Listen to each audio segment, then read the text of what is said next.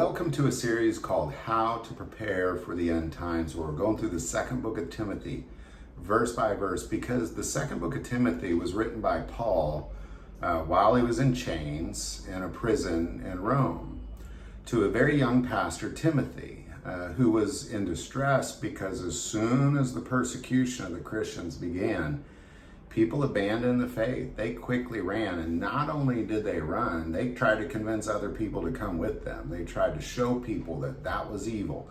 That thing, they portrayed Paul literally as an evildoer, is his own words. So where we are in this book is Paul has talked greatly about, what does this look like when people are abandoning the faith? Why are they abandoning the faith? And those who are faithful. And he gives examples of both. And he talks about how we should embrace the chains because the cross is suffering.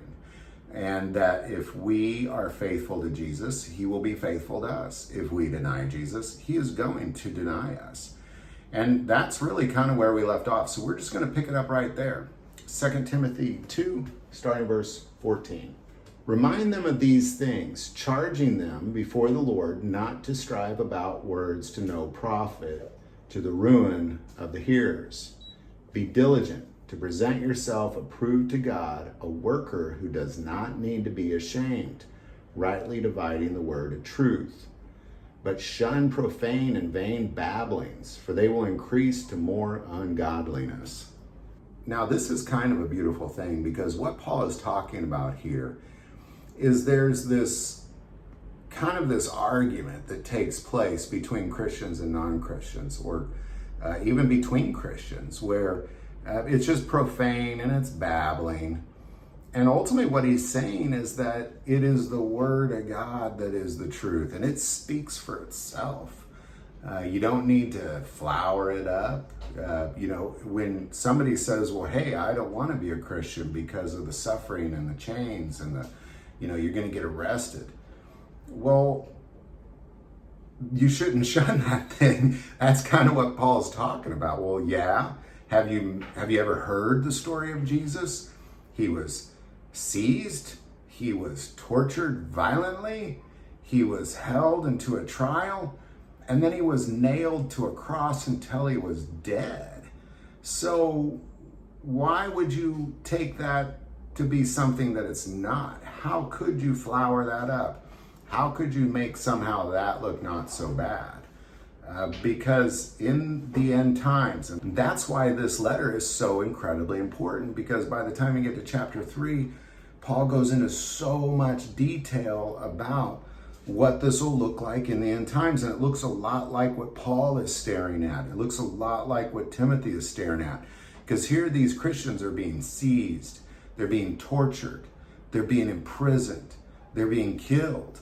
Every single disciple of Jesus Christ was killed or imprisoned, except for John, who was imprisoned until he was dead.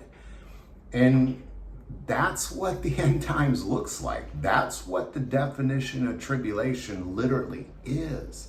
And what Paul is saying here is you can't just sit there and dance around this and act like, if somebody says, well, I don't want to be a Christian because it means persecution, well, then you're not a Christian. Then go, flee. There's no point in kind of this profane babbling or trying to convince them that they're wrong.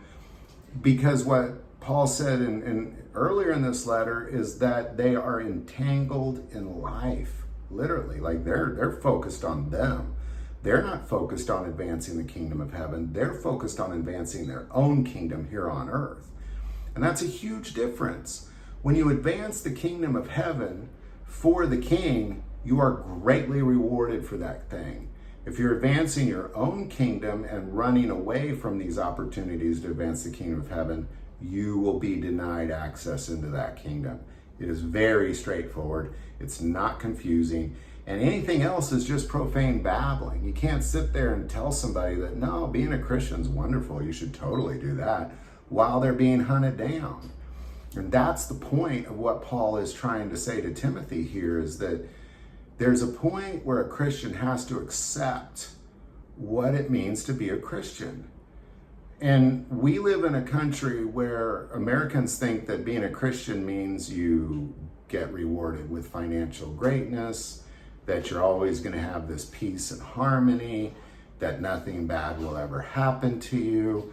You know, once anything bad starts to happen, you're going to get raptured up. And somehow American Christians are so much more important to God than Chinese Christians or other Christians around the world being persecuted right now. Not during tribulation, but right now. That somehow God likes American Christians way better. And so nothing bad will ever happen to them. But what will take place because of that wicked satanic belief that they have is once the persecution begins for them, they're going to start turning you and I in, and you have to wake up to that. And that's why this letter is so important, because you can't prepare yourself later for that. You have to prepare yourself right now for that thing. And that's really what this entire letter is about. Stop with the profane babbling. Stop trying to convince somebody that this religion of Christianity is peaceful and flowery and beautiful, because it's hard. And it means you need to engage in warfare. And it means that you have to at some point stand trial potentially for your very life. And Jesus said, when you're in that moment, if that relationship is real, then the Spirit will dwell within, and he'll say, don't worry about what you're going to say. The Spirit will lead you into what to say. And that's what Paul's saying. Anything other than that, profane babbling. It just makes people go further from this faith. So stay with us. Stop with the profane babbling.